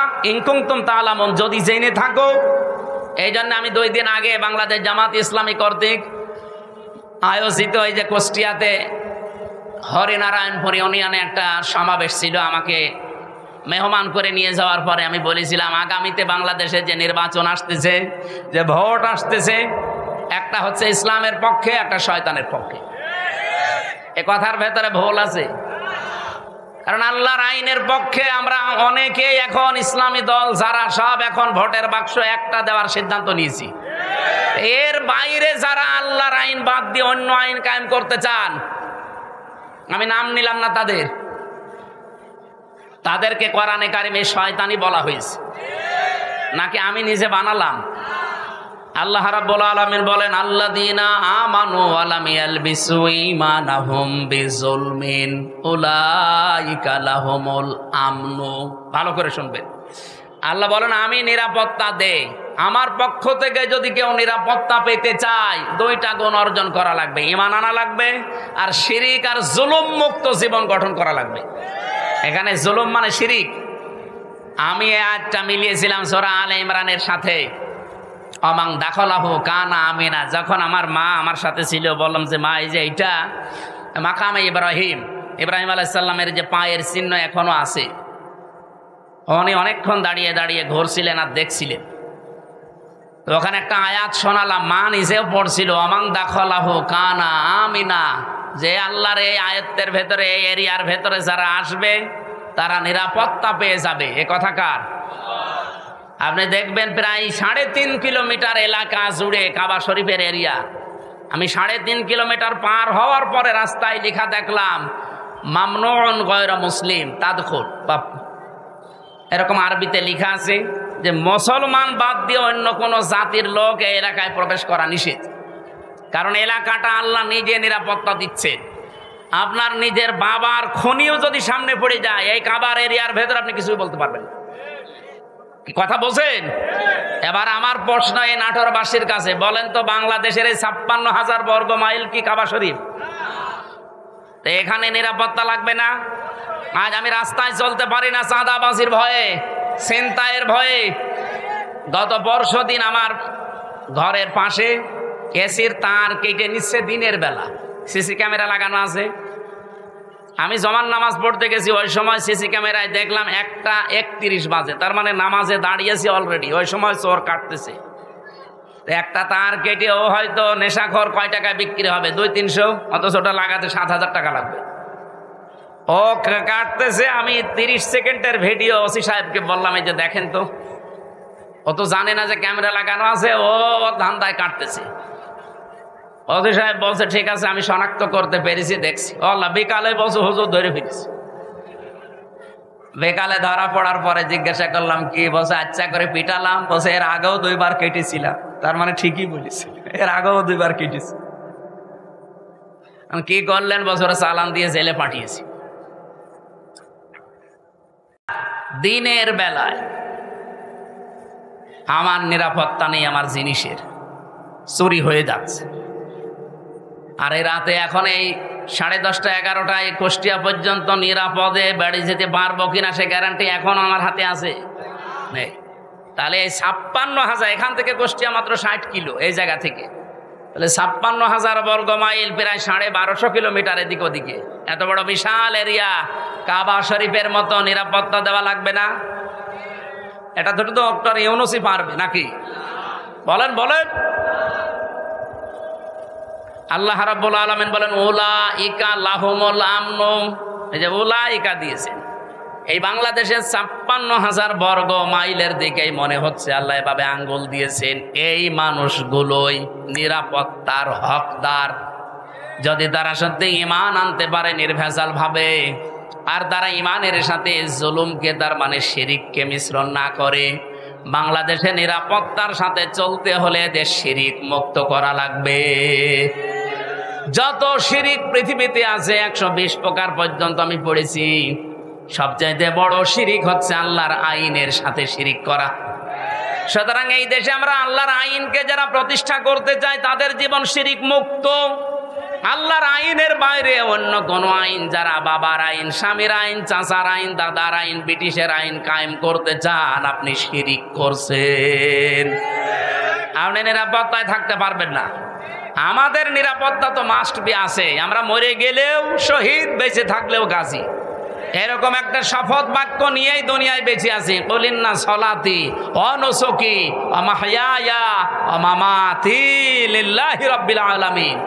নবী আপনি বলেন, আমার নামাজ, আমার কোরবানি, আমার বেঁচে থাকা, আমার মরে যাওয়া সব আমি আল্লাহকে দিয়েছি। এই কথা বলেই কিন্তু রাস্তায় আসা লাগে। যারা শপথ বাক্য পাঠ করে রকম হতে হলে এ আয়াত পড়ায় না? যারা পড়িয়েছে আপনি জিজ্ঞাসা করেন, আমারে তো পড়িয়েছে, আমারে আমিরে জামাত জেলখানায় পড়িয়েছে। বলছে এখানে পড়িয়ে দিলাম, বাইরে যেয়ে নতুন করে ঝালাই করবা। এসে আমি আবার এই 7-8 মাস পড়াশোনা করে পরীক্ষা দিয়ে ঝালাই করে আমাদের কেন্দ্রীয় মেহমান মোবারক ভাই এসে আমারে বলছে, বলো কলিন্না সলাতি। অথচ আয়াত সেই ছোটবেলা থেকে পড়ছি। তো ওই দিন পড়ার পর থেকে একটা আলাদা জিনিস আল্লাহ আমাকে দান করেছে। বলেন সুবহানাল্লাহ। আমার ভাইরা, আমি যে কথাটা তুলে আনতে চেয়েছিলাম, বাংলাদেশে এই 54 বছরে এখনো পর্যন্ত আল্লাহর বিধান একটাও চলছে না। সুতরাং আল্লাহর দৃষ্টিতে আমরা এখনো পরিপূর্ণ কামিল মুমিন হতে, আপনি জোর করে দাবি করলেও হবে না। এটা তো বলা লাগবে কোরআন আর হাদিসের দৃষ্টিতে। 92টা সূরাতে আল্লাহ ডাক দিলেন না, অথচ মক্কা ইমানদার ছিল, কিন্তু দায়িত্বে ছিল আবু জেহেল। কে ছিল? কিন্তু মদিনায় যাবার পরে আল্লাহর বিধান কায়েম করে দায়িত্বে ছিল রাসূলুল্লাহ। তাহলে বাংলাদেশেও রাসূলুল্লাহর খাঁটি উম্মত যারা আল্লাহর আইন চায়, 7 লোকের এই বিধানগুলো দিয়ে 500 আইন যেদিন বাংলাদেশে কায়েম হবে, সেই দিন এই দেশের মানুষ বুক ফুলিয়ে বলতে পারবে আমি ইমানদার। তাদেরকে আল্লাহ ডাক দেবেন, ইয়া আইয়ুহাল্লাযীনা আমানু। আমার কথা মনে হয় আমি অল্প সময় হলেও বোঝাতে পেরেছি। তাহলে এই দেশে ইমানদার হয়েও যদি এখন মারা যেতে চান, পরিপূর্ণ কামেল মুমিন ইমানদার, তাহলে এই দেশে ইসলাম কায়েমের আন্দোলন করা নফল না ফরজ? আরো জোরে বলেন। সবাইকে আল্লাহ আমার এই কথা শোনার পরে নিয়ে আসবে, বিষয়টা এমন না। সূরা শুরার শেষের দিকে আছে 13 নম্বর আয়াতে আল্লাহ পাক বলেন, আনা কিমুদ্দিন ওয়ালা তাতাফাররাকু ফি। দিন কায়েম করো, এ বিষয়ে কোনো মত পার্থক্য, ফতোয়াবাজি, মতবিরোধ করবা না। নবী আপনি এ কথা বললেই সবাই দলে দলে আসবে তা না। কাবুর আলাল মুশরিকিনা মা তাদউহুম ইলাই। আপনি যেদিকে মানুষকে ডাকেন দিন কায়েম করার জন্য, সবচাইতে বেশি খারাপ লাগবে কথাটা শুনলে মুশরিকদের। আমি কি বানিয়ে বললাম? কাবুর আলাল মুশরিকিনা মা তাদউহুম ইলাই। নবী যেদিকে ডাকেন মানুষকে, যে দিন কায়েম করা লাগবে, এটা ফরজ, সব নবী করেছে, সবাই আসবে না। মুশরিকদের কাছে সবচাইতে বেশি খারাপ লাগবে। তা আমরা দিন কায়েমের কথা বললে আপনি ত্যাগ দেন কোন কারণে? আপনি কি মুশরিক? আপনি মুশরিক না, আপনি আসতেও চান না কেন? সে কথাও আল্লাহ পরে শেষের দিকে দিয়েছে। আল্লাহু ইয়াজতাবি ইলাইহি মাইয়াশা ওয়া ইয়াহদি ইলাইহি মাইয়ুনিব। আল্লাহ যাকে ভালোবাসে, পছন্দ করে, শুধুমাত্র তাকে এই দিন কায়েমের জন্য মনোনীত করে। ওয়া ইয়াহদি ইলাইহি মাইয়ুনিব, এবং যে মন থেকে আল্লাহর দিকে ফিরে আসতে চায়। সুতরাং বাংলাদেশে এই 18 কোটি মানুষের ভেতরে গত পরশু দিনের একটা জরিপ বলছি, এখন প্রায় 7 কোটি 20 লাখ মানুষ অন্তত ডাইরেক্ট ইনডাইরেক্ট ভাবে দিন কায়েম হোক এটা চাচ্ছে। 18 কোটির ভেতরে 7 কোটি 20 লাখ। আমি আশা করছি আর 1 বছর যেতে দেন, যদি ডবলও হয়ে যায় তাও কত কোটি হবে? 14 কোটি, 40 লাখ। বাকি যারা আছে কিয়ামতের আগেও আর আপনাদের আশা স্বপ্ন পূরণ হবে না। এই জন্যে ফজর মতো, হাবিবের মতো, হারুন ভাইয়ের মতো মানুষকে লাগিয়ে দিয়েছে। এরা এই 15.5 বছরে কোনোদিন এদের মুখে রাজাকার রাজাকার শুনি নাই, আল বদর মৌলবাদী শুনি নাই। হঠাৎ করে এদেরকে লাগিয়েছে এই কারণে। কারণ আমি নিজে তাদের সাথে দেখেছি, তো তারাই গোপন কথা আমারে বলে দিয়েছে। 3 বছর ছিলাম একাধারে, তাদের বহু গোপন কথা আমি জানি। এতদিন বলে না, এখন হঠাৎ করে এই ভাঙা বাইক বাঁচিয়ে বাংলার মানুষকে বিভ্রান্ত করতে চাচ্ছে। তারা ভালোভাবে জানে যে যেভাবে আসতেছে মানুষ ইসলামের দিকে, একামতে দিনের দিকে, এভাবে যদি ঝুঁকতে থাকে, আর একবার যদি 300 এমপির ভেতরে 151 জন আল্লামা সাইদি সাহেবের মতো, মাওলানা নিজামের মতো, আলী হাসান মোহাম্মদ মুজাহিদের মতো মানুষ মাত্র 151 জন এবার চলে যেতে পারে, ওরা 5 বছর লাগবে না, 1 বছরে যা করেছে, আর ক্ষমতা হাতে পেলে 2 বছরে ওরা যা করবে কিয়ামত পর্যন্ত আমরা চেয়ারের মুখ দেখতে পারবো। এইটাই বাস্তবতা। আমি একেবারে কাছে থেকে এই কথাগুলো শুনেছি, এটা ডেলিভারি দিয়ে দিলাম, আপনারা প্রচার করেন যা। সুতরাং ফজুর মুখে এবং হাবিব ভাইয়ের মুখে চুনকালি পড়বে। আজকে কয় তারিখ? 25। আর মাত্র 5 দিন পর একটা অনুষ্ঠান আছে আমার, এই যে মোলাডুলি পাশে, মোলাডুলির পাশে ঈশ্বরদী থানার ভেতরে। আল্লাহর ওলিরা না এটা বন্ধ করে দেবে, বলেন সুবহানাল্লাহ। আরে ভাই, এতদিন মসজিদের মেম্বারে দাঁড়িয়ে এই কথাগুলো বললে আপনারা বলতেন যে বিশাল সাহসী হুজুর, অথচ কালে সময়ের পরিবর্তে এই কথাগুলো এখন বললে আপনি বলেন যে মসজিদ কি রাজনীতি করার জায়গা? কি আশ্চর্য! মসজিদে যদি রাজনৈতিক কথা বলা না যায়, তো মসজিদে কি করবে? আপনি মসজিদে নববীতে যান, এখনো মেহরাবটা আছে, ওখানে উপরে আজান দেয়, নিচে অস্ত্র রাখার জায়গা। মেহরাব মানে কি? অস্ত্রাগার, যেখানে অস্ত্র রেখে দেয়, ইমাম সাহেব তার উপরে দাঁড়ায়, খুতবা দেয়, জাতিকে সতর্ক করে। আর সেই মসজিদে এখন চাঁদাবাজদের বিরুদ্ধে, চরিত্রহীনদের বিরুদ্ধে কথা বলতে গেলে বলে মসজিদ কি রাজনীতি করার জায়গা? রাজনীতি কোথায় করবো? ঝড়ে জঙ্গলে। সম্মানিত উপস্থিতি, আমি মক্কা এবং মদিনায় সূরা নাযিল হওয়ার প্রেক্ষাপটে যতটুকু বুঝেছিলাম ডক্টর নোমান আলী খান হাফিজাহুল্লাহর বক্তব্য থেকে আমি ডেলিভারি দিয়েছি। আশা করছি আপনি বুঝেছেন। এবার আপনার বিবেকের বিষয়, এদেশে সত্যি সত্যি ইমানদার পরিপূর্ণ যদি আল্লাহর দৃষ্টিতে হতে চান, রাষ্ট্রীয়ভাবে ইসলাম কায়েম করার জন্য সর্বাত্মকভাবে চেষ্টা করা লাগবে। আর সবাইকে আল্লাহ নিয়েও আসবেন, আল্লাহ যাকে পছন্দ করে এবং যে মন থেকে আসতে চায় তাকে দিয়ে আল্লাহ এই কাজ করাবে। সুতরাং এই 7,20,00,000 মানুষকে আমার মনে হয় আল্লাহ পছন্দ করে ফেলেছে। বাকি যাদেরকে এখনো পছন্দ করেনি তারা লাইনে থাকেন, সিরিয়াল করেন, একটা একটা করে আসেন। কথা বুঝতেছেন? এবার আসেন তো সূরা মায়েদার আনআমের 50 নম্বর আয়াতটা আমরা পড়েছি। নবীকে নিয়ে যে কথাগুলো এই মাস আসলে এখন বলা হবে, নবী গায়েব জানে, বিভিন্ন জিনিসের কথা তার উপর চাপিয়ে দেওয়া হয়, সেইটাই আল্লাহ জানিয়েছেন। হে নবী, আপনি বলেন কুল্লা আকুলু লাকুম ইনদি খাযাইনুল্লাহ, যে বলেন আমার কাছে আল্লাহর ধন ভান্ডার নেই। ওয়ালা আলামুল গায়বা, আমি গায়েব জানি না। ওয়ালা আকুলু লাকুম ইন্নী মালাক, আর আমি দাবি করি না যে আমি ফেরেশতা। ইন আত্তাবিউ ইল্লা মা ইউহা ইলাইয়া, আমি তো অনুসরণ করি শুধুমাত্র অতটুকুর যেটা নাজিল হয় আমার প্রতি। কুল হাল ইয়াস্তাবিল আমা ওয়াল বাসীর, নবী আপনি বলেন তো যারা হক এবং যারা বাতিল, যারা চক্ষুষ্মান যারা অন্ধ, এরা কি সমান? আফালা তাতাফাক্কারুন, এরপরও চিন্তা করবা না? এবার আসেন আমরা বাস্তবতা যাই। বাংলাদেশে যেহেতু রবিউল আউয়াল আসলে 2টা জিনিস সামনে চলে আসে, একটা মিলাদ আর একটা সিরাত। এ মাস আসলে যেহেতু এই ভেজালগুলো আছে, এই জন্য নিরসন করছি। কি আসে বলেন তো? মিলাদ আর সিরাত। মিলাদ মাহফিল হবে না? 63 দিন ব্যাপী নবীর মিলাদ মাহফিল কারা যেন আয়োজন করেছে চট্টগ্রামে, 63 দিন।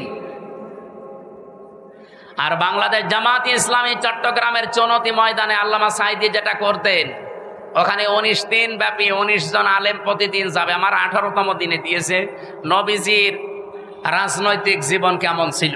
আশা করছি ওখানে কথাগুলো সঠিকভাবে তুলে ধরতে পারবো ইনশাআল্লাহ, আপনারা দোয়া করেন। আজকে আমার বিষয়টা হচ্ছে মিলাদ এবং সিরাত, এই 2টা শব্দ নিয়ে। অনেক মানুষ আছে বাংলাদেশে মিলাদ মানে সিরাত মানতে চায় না, অনেকে আবার সিরাত মানে মিলাদ মানতে চায় না। না, 2টাই মানা রাখবে। মিলাদুন বিলাদুন থেকে এসেছে, এটা মানে জন্ম বৃত্তান্ত। মিলাদ মানে কি? নবীজির জন্ম থেকে আপনাকে 27টা শিক্ষা নেওয়া লাগবে, শুধু জন্ম থেকে। এবার তার সিরাত আরম্ভ হয়েছিল, এই সিরাত থেকে 12টা, আর এখান থেকে 27টা। আমি একটা প্রথমে দিতে চাই, দেখেন তো আপনি নিতে পারেন কিনা। এটা সিরাত ইবনে হিশামে এসেছে। বিশ্ব নবী পৃথিবীতে আসার পরে তাকে যিনি কোলে তুলে নিয়েছিলেন দুধ দেওয়ার জন্যে, আমরা কয়েকজনের নাম জানি, তার ভেতরে অন্যতম নাম হচ্ছে হযরতে হালিমাতুস সাদিয়া। এর আগেও দুধ খাওয়িয়েছে সোয়াইবিয়া নামক একজন, কিন্তু এই যে হালিমাতুস সাদিয়া, ওনাকে বুকে তুলে নিয়েই দুধ দিয়েছিলেন প্রথমে। সিরাত ইবনে হিশাম যিনি লিখেছেন, উনি বলেন ডান স্তন মুখে দেওয়ার পরে নবীজি মুখ বের করে নিলেন, বাম স্তন মুখে দেওয়ার পরে নবী মুখ, ডান স্তন দেওয়ার পরে তিনি দুধ খেয়ে আরম্ভ করলেন দুধ পান করা। বাম স্তন দেওয়ার পরে তিনবার তিনি মুখ বের করে দিলেন। হযরতে হালিমা বলেন, আমি মুখের দিকে তাকিয়ে দেখি, চোখের ইশারা দিয়ে মোহাম্মদ আমাকে বসাতে চায়। মা হালিমা, জোর করেন কেন? ডান স্তন আমার ছিল, এটা তো আমি পান করেছি। বাম স্তন এটা আমার না, আমি জানি আপনার একটা সন্তান আছে ছোট, আমার আব্দুল্লাহ দুধ ভাই, এটা আমার দুধ ভাই আব্দুল্লাহর হক। আপনি জেনে রাখেন, দুনিয়ায় আমি ভাইয়ের হক নষ্ট করার জন্য আসি নাই, এসেছি ভাইয়ের হক ফিরিয়ে দেওয়ার জন্যে। বাংলার মুসলমানেরা, যেই নবী এই রবিউল আউয়াল মাসে জন্ম নিয়ে মায়ের কোলে বসে ভাইয়ের হক নষ্ট করে না, ফিরিয়ে দেয়, সেই নবীর উম্মত এখন আমরা দাবি করছি। এ রবিউল আউয়াল মাস আসলে অনেকেই সাদাবাজি থেমে নেই, অনেকের দুর্নীতি ঘুষ খাওয়া থেমে নেই। কিসের রবিউল আউয়াল পালন করেন আপনি, মিলাদ দেন। বহু মানুষকে আমি কুষ্টিয়ার কথা বলছি, আমি নাম নিলাম না, কুষ্টিয়াতে শুনেছি চাঁদার টাকা আদায় করে এনে মিলাদ দেয়। হ্যাঁ, আমি নাম নিলেও নিতে পারতাম। কুষ্টিয়া, ওই যে চাউলের কাজ কারবার বেশি হয়, কুষ্টিয়া থেকে পোড়াদা পর্যন্ত যে বিশাল মার্কেট, বাংলাদেশের দ্বিতীয় মার্কেট বলা হয় এটা। এখানে অনেকেই দেখি, শুনছি, দেখছি, তারা সাদাবাজি করে আমাদের মতো হুজুরকে দিয়ে মিলাদ পড়াচ্ছে। এই রবিউল আউয়ালে পড়াবে, টাকা কিসে? সাদা। কি দিচ্ছে? মিলাদে আপনি কি বলবেন? মিলাদ মানে বিলাদ, বিলাদ মানে জন্ম বৃত্তান্ত। নবীর জন্ম বৃত্তান্ত থেকে তো প্রথমে এই শিক্ষা আপনাকে নেওয়া লাগবে যে নবীজি ভাইয়ের হক ফিরিয়ে দিতেন, আর আপনি ভাইয়ের হক আরো নষ্ট করছেন, মেরে খাচ্ছেন, আবার মিলাদ দিচ্ছেন তার নামে। আশা করছে আপনি থামবেন, এটা আপনার কানেও যাবে, ডাইরেক্ট না গেলেও ইনডাইরেক্ট আপনার কানে যাবে, আপনি থামবেন। 2 নম্বরের বিষয় পেয়েছি সিরাত। বিশ্ব নবী মুহাম্মদুর রাসূলুল্লাহর জীবন চরিত্র, তার আদর্শ, এটাকে সিরাত বলা হয়। আমার প্রশ্ন, দুনিয়াতে বহু মানুষ শুধু নবীজির মিলাদ মেনেছে, বিশ্বাস করেছে, মহব্বত করেছে মিলাদকে, কিন্তু তারা জাহান্নামে গেছে শুধু সিরাত না মানার কারণে। কিন্তু বহু মানুষের জীবনী আমি পড়ে দেখেছি, তারা মাত্র শুধু মিলাদ না, মিলাদও মেনেছে, সিরাতও মেনেছে। এই মানুষগুলো দুনিয়া থেকে জান্নাতি। যেমন হযরতে আমির হামজা, হযরতে আব্বাস রাদিয়াল্লাহু তাআলা আনহুমা, 2 জনের কথা আপনি পড়া জীবনী পড়ে দেখবেন, তাদের পড়া জীবনে আমি পড়ে পেয়েছি, তারা মিলাদও বিশ্বাস করেছে, নবীর জন্ম, তারা সিরাতও মেনেছে। কি আমি বেশি বললাম? তারা মিলাদও মেনেছে, সিরাতও মেনেছে, 2 জনে জান্নাতি। আপনি সিস্টেম অপর পৃষ্ঠায় দেখুন, আরো 2 জন চাচা আছে, নবীর আপন চাচা, আবু লাহাব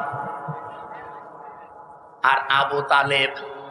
এই 2 জন চাচা নবীর মিলাদ নিয়ে, জন্ম নিয়ে খুশি ছিল, কিন্তু নবীর আদর্শ পেয়ে তারা খুশি হয়নি, এই জন্য 2 জনই জাহান্নামী। আমার মনে হয় যারা জ্ঞানী মানুষ বুঝে ফেলেছে। সুতরাং রবিউল আউয়াল আসলে শুধু মিলাদ নিয়েই খুশি থাকবেন, আপনি আর কি খুশি? আবু লাহাব নিজের বাড়ির কাছের মেয়ে লোক কিনা দাসীকে এই 2 আঙ্গুল দিয়ে আজাদ করে দিয়েছিল, এত খুশি হয়েছিল এই লোকটা। আপনি আর কয় টাকা খরচ করবেন না, 2 মণ মিষ্টি কিনবেন, আর ও নিজের কাজের মেয়েকে আজাদ করে দিয়েছে। এত খুশি হয়েছিল নবীর জন্মে, নবীর মিলাদে, নবীর জন্ম গ্রহণ করায়, কিন্তু নবীর আদর্শ মানে নাই, এই জন্য জাহান্নামী। এই জন্য কি আর দুইজন চাচার কথা বললাম না, নিজে আমি আমির হামজার কবরের পাশে দাঁড়িয়েছিলাম, মনে হচ্ছে এখনো বসে আছে জিন্দা, কারণ শহীদরা মরে না। বলেন শহীদরা। এই হিসাবে বিশ্বাস করি বাংলাদেশ জামাত ইসলামীর যে 11 জন কেন্দ্রীয় নেতাকে ফাঁসি দিয়েছে, জেলখানায় হত্যা করেছে, প্রত্যেকটা শহীদ, কেউ মারা যায়নি, সবাই আল্লাহর জান্নাতের খাবার খাচ্ছে। কারণ তাদেরকে কেউ যদি বলে মরিয়ে গেছে, তার কবিরা গুনাহ হবে। ওয়ালা তাহসাবান্নাল্লাযীনা কুতিলু ফি সাবিলিল্লাহি আমওয়াতা, তোমরা কেউ ধারণাও করবা না, মুখে তো বলবাই না। ওয়ালা তাকুলু লিমা ইউকতালু, মুখে তো বলা যাবে না, ধারণাও করা যাবে না। এটা সূরা বাকারায়, সূরা আলে ইমরানে 2 জায়গায় আছে। মুখে বলা যাবে না, ধারণাও করা যাবে না যে শহীদ হয়েছে যারা মরে গেছে। আল্লামা শহীদ দেলাওয়ার হোসাইন সাইদি রহমতুল্লাহ আলাইহি, উনি কি মরে গেছে না শহীদ হয়েছে? বলেন বলেন। আল্লামা সাইদি তুমি মরনি, শহীদ হয়েছ তুমি এটাই জানি। বলেন বলেন। আল্লামা সাইদি তুমি মরনি, শহীদ হয়েছ তুমি এটাই জানি। কাবা শরীফের পাশে যে এই গজলটা যে বানিয়েছিল তাশরিফ, এই ছেলেটা ছিল আমার সাথে। আমার ছোট মেয়েকে কোলে নিয়ে ওই কাবার পাশে বসে বসে বলছিল। আমার মনে হচ্ছে যে কাবা শরীফে যে সাইদি সাহেব একবার ঢুকেছিল না, মনে হচ্ছে উনি ঢুকতেছে। কারণ শহীদ যারা হয় আমরা সবাই বিশ্বাস করি এরা মরে। আরো জোরে বলেন। এখন প্রশ্ন আসতে পারে, তাহলে শহীদ তো অনেকেই মরেছে, অনেকেই মেরে ফেলা হয়েছে, তাদেরকে অনেকে শহীদ বলতে চায় না। জিয়াউর রহমানকেও মেরে ফেলা হয়েছে, মুজিবুর রহমানকেও মেরে ফেলা হয়েছে, 2 জনকে মেরে ফেলা হয়নি। তবে আজ পর্যন্ত আপনি শুনেছেন কোনদিন যে শহীদ শেখ মুজিবুর রহমান? কেউ বলে। শহীদ জিয়াউর রহমান বলে। আমি আশা করব শহীদ জিয়ার যে আদর্শ ছিল, উনি যে মনোভাব নিয়ে রাজনীতি করতেন, বাংলাদেশে যারা বিএনপিতে আছেন তার মনোভাবে ফিরে আসেন। তিনি সারা জীবন ছিলেন ভারতের বিরুদ্ধে। আপনি তার জীবন পড়ে দেখেন, সারা জীবন তিনি ভারতের আগ্রাসনের বিরুদ্ধে ছিলেন। আর আপনি কি দল করেন যে দাদাদের কথা ছাড়া নড়তে পারেন? তার মানে আপনি ওনার আদর্শের ওপরে আর নেই। ওনার রাজনৈতিক জীবন একটু ভালোভাবে পড়ার আহ্বান জানাচ্ছি। আমরা যাকে মেনে চলছি, যার দেখানো পথে চলছি, শহীদ আল্লামা দেলাওয়ার হোসাইন সাইদি সারা জীবন ভারতের আগ্রাসনের বিরুদ্ধে কথা বলেছে। বাংলাদেশ জামাত ইসলামীতে যারা আছে তাদের একই মনোভাব। আপনি দেখেন, কারো মাতব্বরি আমরা পছন্দ করি না। হ্যাঁ, আপনি বন্ধুত্বের হাত বাড়িয়ে দেন, প্রতিবেশী হিসাবে আমরা মেনে নেব, কিন্তু মাতব্বরি করবেন ওটা আমরা মানি না। কথা বলেন না কেন? মাতব্বরি মেনে নেওয়া যদি মানুষের স্বভাব হতো তাহলে সিঙ্গাপুর মেনে নিত। সিঙ্গাপুরের পাশে মালয়েশিয়া, 5 ডবল না, আমার মনে হয় সিঙ্গাপুরের চাইতে মালয়েশিয়া কমপক্ষে 50 ডবল বড় হবে। কারণ বাংলাদেশের এই নাটোর যত বড়, সিঙ্গাপুর এত বড় না। নাটোরে এই মাথা থেকে ও মাথা কত 60-70 কিলো হবে না? 60-70 কিলোর বেশি হবে এ মাথা ও মাথা, অথচ সিঙ্গাপুর মাত্র 42 কিলো। তাহলে সেই হিসাবে বাংলাদেশের 64টা জেলা, নাটোর তো খুব বড় জেলা না, কুষ্টিয়া চাইতেও ছোট। সেই হিসাবে আমি বলছি যে সিঙ্গাপুরের চাইতে মালয়েশিয়া 50 ডবল বললে ভুল হবে, আরো বড়। কারণ মালয়েশিয়া বাংলাদেশের কমপক্ষে 7 ডবল, এর চাইতে 7 ডবল বড় বাংলাদেশের চাইতে।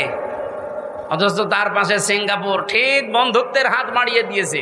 তাদের এরকম তার কাটা দেওয়া নেই। বন্ধুত্বের হাত বাড়াবেন আপনি, প্রতিবেশী তার কাটা দিয়ে রাখবেন কোন কারণে? বিশ্বের কতগুলো উন্নত দেশ ঘুরে আসলাম, যারা আজ বন্ধুত্বের হাত বাড়িয়েছে, প্রতিবেশী কই, তাদের তো তার কাটা নেই। আপনাদের সাথে আমাদের শত্রুতার কারণ এইটাই, আপনারা আন্দাজে নাক গলাতে চান।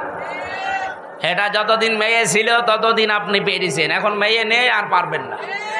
নতুন করে কাউকে জামাই বানাতে চাইলে আগে জামাই বানান, তারপরে। আর আমরা আপনার জামাই হব, কারণ আপনার সাথে আমাদের আত্মীয়তা করা জায়েজ নেই। আপনার হচ্ছে বললাম না, মুসলমানে দেওয়া লাগবে।